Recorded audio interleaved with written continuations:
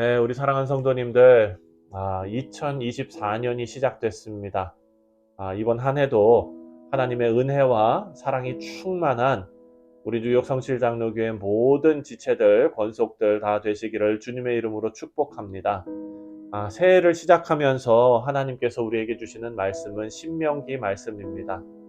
이 신명기는 여러분들께서 다 잘 알고 계시지만 모세오경 중에 마지막 책이지요. 영어로는 듀트로노미라고 하는데요. 이 말은 헬라어에서 나온 말입니다. 듀테오라는 그런 단어는 두 번째라는 뜻이고, 노미움이라는 단어는 율법이라는 뜻입니다. 그러니까 우리말도 신명기라고 부르는데, 그 신이 저는 한자는 잘 모르지만 되풀이하다라는 의미고, 또 명기, 하나님의 말씀, 하나님의 율법, 이렇게 이름이 지어진 것입니다. 되풀이하는 율법, 하나님께서 모세를 통해서 율법을 주셨는데 왜 되풀이하는 율법이라는 이름이 생겼을까? 우리가 한번 생각해 보아야 합니다. 이 말씀은 이스라엘 백성들이 가나안 땅에 들어가기 전에 모세가 출애굽 2세대, 이제 가나안 땅에 들어갈 이스라엘 백성들에게 세 편에 걸쳐서 선포한 설교 말씀, 하나님의 말씀이기 때문입니다. 이제 약속의 땅에서 어떻게 하나님을 섬겨야 하는지, 또 어떤 마음을 가지고 하나님을 섬기며 살아가야 하는지 그들의 마음에 새길 수 있도록 아주 중요한 말씀을 전하는 내용이 바로 신명기 말씀입니다. 그래서 여러분, 우리가 이 새해를 시작하면서 우리의 마음과 행동을 새롭게 다짐하는 그런 귀한 계기가 되시기를 주님의 이름으로 축원드립니다. 우리 사랑하는 성도님들, 우리가 미국에 살면서 미국 사회의 일원으로 살기 위해서는 우리가 따라야 할 법이 있습니다. 미국에서 가장 상위법을 말한다면 그건 바로 헌법일 것입니다. 미국 사회에 살면서 헌법을 무시하고 내 마음대로 살 수는 없습니다. 왜냐하면 이 법은 누구에게나 적용되는 가장 상위 법이기 때문입니다. 마찬가지로 하나님의 백성들은 하나님의 말씀이 우리 인생의 헌법이 되는 것입니다. 5절 말씀을 보면 이렇게 말합니다. 5절에 모세가 요단 저쪽 모압 땅에서 이 율법을 설명하기 시작하였더라. 일러스되, 이렇게 말합니다. 모세는 광야에서 이스라엘 백성들이 약속의 땅으로 들어가서 새롭게 삶을 시작하기 전에 하나님의 말씀을 그들에게 헌법으로 주고 있는 것입니다. 그리고 우리가 잘 아는 대로 모세는 이 사역을 끝으로 하나님의 부름을 받고 죽습니다. 모세의 역할이 무엇이었습니까? 하나님께서 이스라엘 백성들을 인도하는 지도자로 세우셨습니다.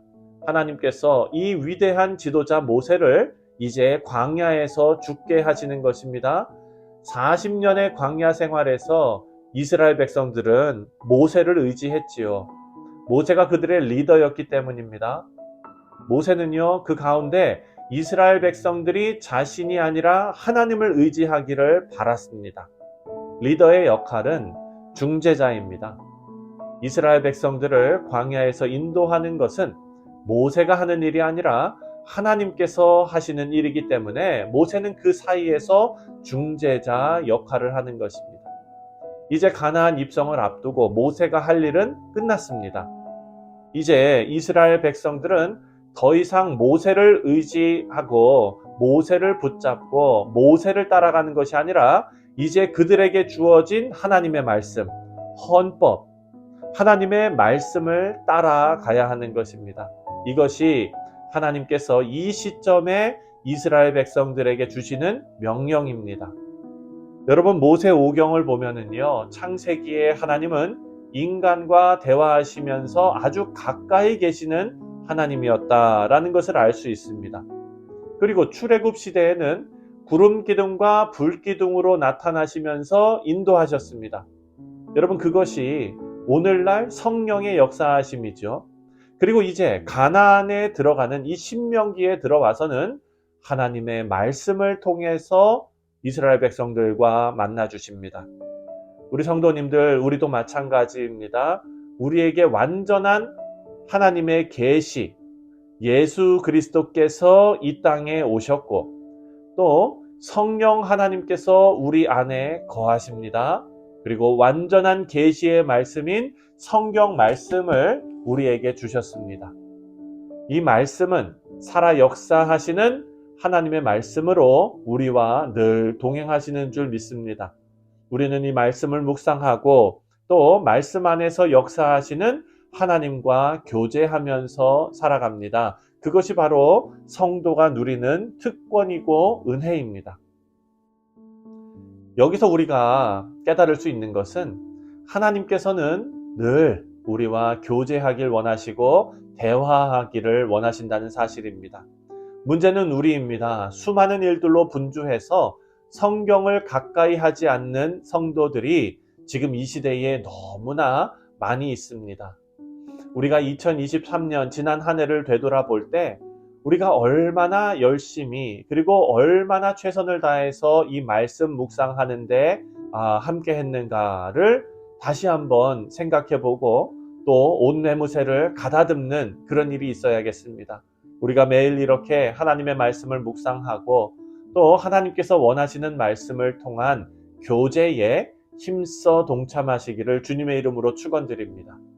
여러분, 이스라엘 백성들이 하나님의 말씀대로 살지 않으면 망한다는 이 진리를 깨닫기까지는 40년이라는 긴 세월이 흘렀습니다. 그리고 40년이 흘렀다고 이들이 완전히 그것을 다 깨달은 것도 아닙니다.